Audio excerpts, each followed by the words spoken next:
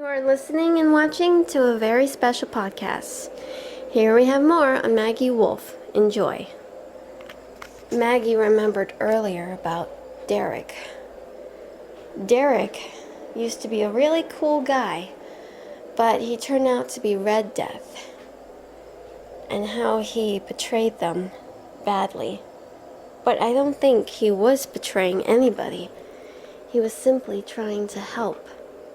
But they remembered how they saw Derek, Maggie and her friends, as he unraveled himself as Red Death, while saying those exact words.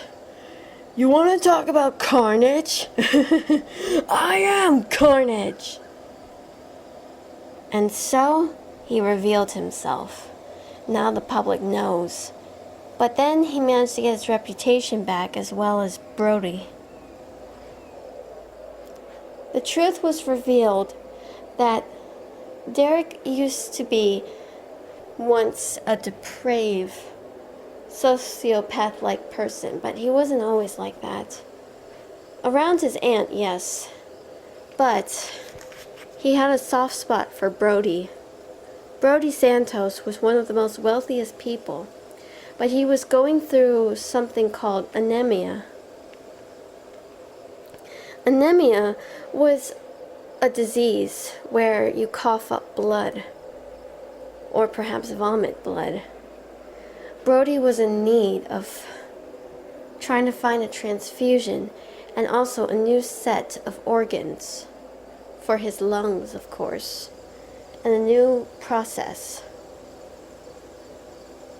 At the same time, Derek had to deal with some sort of criminal that was both harassing and also trying to hurt Derek's aunt and her kids. The criminal wasn't going to take no for an answer. This made Derek angry until he found out from the medical records of this criminal, who has been arrested many times, that he has the exact same matching lungs as Brody Santos. So it was a perfect fit, and Derek was going to get the ultimate revenge. Derek then used his blood powers to kidnap the criminal, tied him up, gagged him. He also killed him while also removing his organs and replacing them in Brody. The surgery went well, and since that day, Derek became a whole different person because he saved a life. Now he knows the true meaning of saving lives. He also stopped the ex-lover of his aunt, who was beating up poor Quarantine. Derek threw some fear into the ex-lover, who was also the father of Quarantine's 2 daughters. Ever since, Derek became quite more respectful towards his aunt, and they reconciled in the end. Also, after that incident, Derek also managed to scare some sense into Quarantine's father and mother, who were divorced, and brothers as well. They were all pretty much getting on to Quarantine's case, and also giving her a hard time on things. That's when Derek had enough of hearing them nag at her. He managed to scare them and used his blood powers in the process.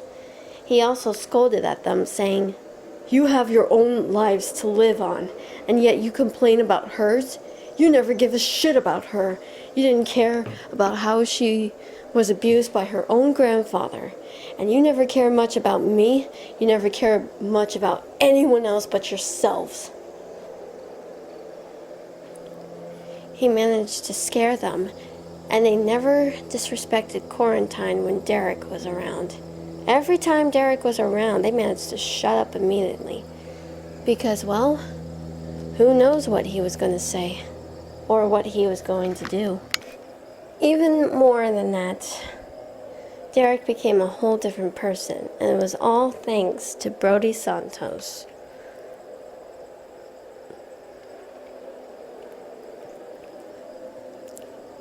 in the present. Earlier, as well, Yukino and Minerva were being kidnapped by Tommy Rollins. But Derek confronted him, revealing that Tommy and Derek were relatives. Tommy was defeated by Derek, but not for long. And Derek became an honorable member of Maggie's squad. Brody did too, but in result, he just wanted to save his own reputation as well. Couldn't let that go under wraps.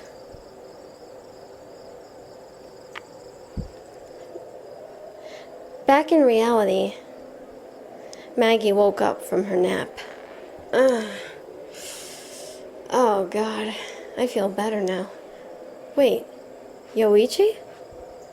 Hey, good to see you're up. How long was I out? A long while.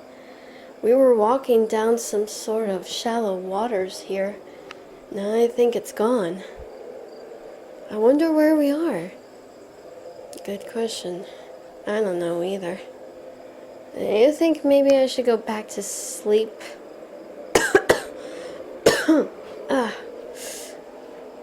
Are you feeling okay? Lola asked.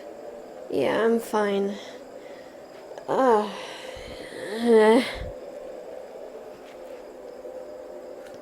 Man, I don't know what kind of cookie crumbs are in that shit.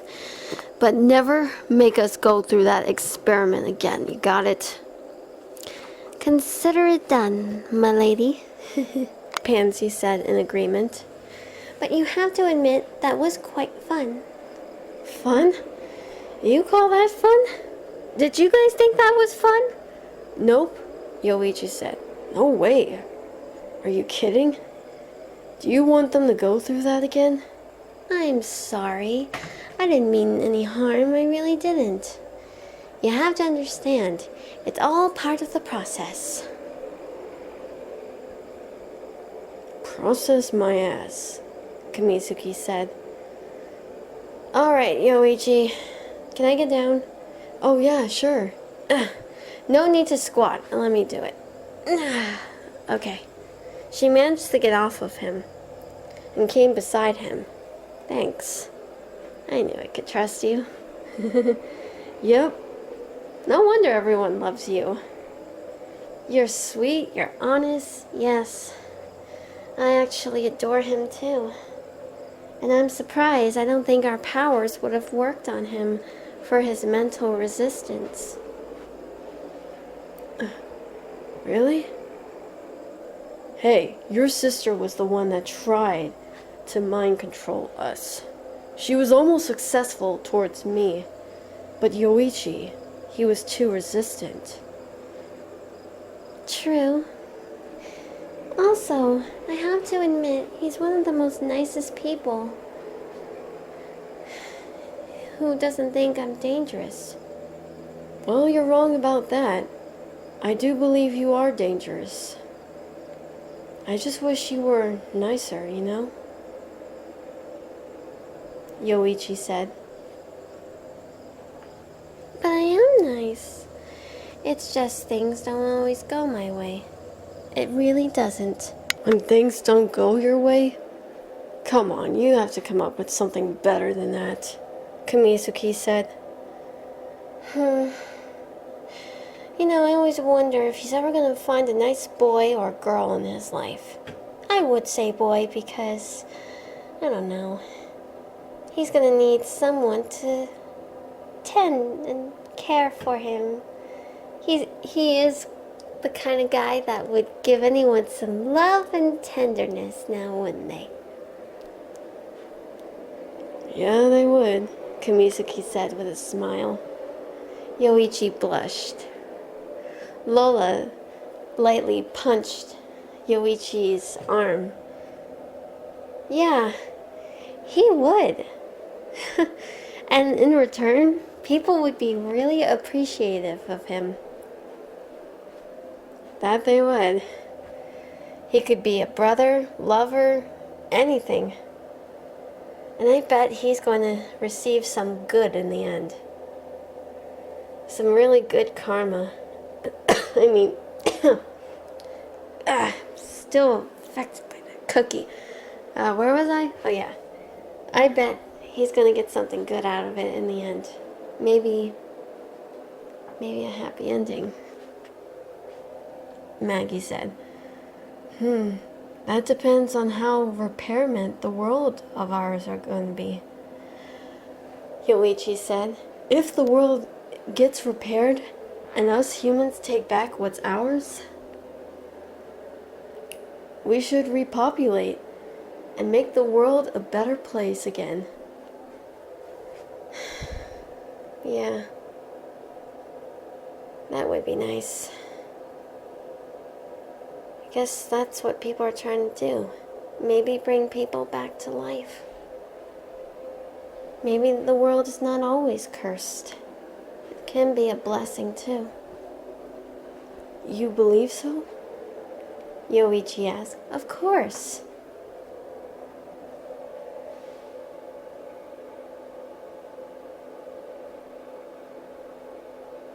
There's just so much that people can give back to.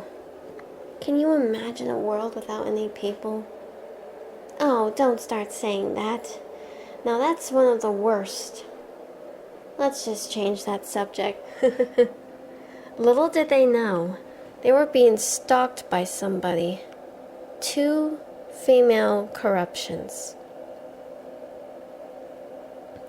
They began following. However, Pansy was no fool. She snapped her fingers. I can see a few Siamese twins are in the mix of this. Come on out. I know you're in there. Sure enough, there was 2. Hello there. Don't be scared. We just want to play. Would you like to let us play? The twins said. Oh, who are they? In the flesh. This here is Evelyn, and this here is Lindsay. Lindsay, Evelyn, everyone has met. Wonderful, isn't it? What do you want? One of the sisters, Lindsay, came forth. My sister, this must be Yoichi. Yes, indeed, this could be. The 2 girls just outstretched their hands, saying, How do you do? They were pretty creepy. Maggie just put an arm around him. Just stay close to me, okay? Yeah, sure, he said. To be continued, but we got more coming your way. I'm Catherine Donovan. See you next time. Bye!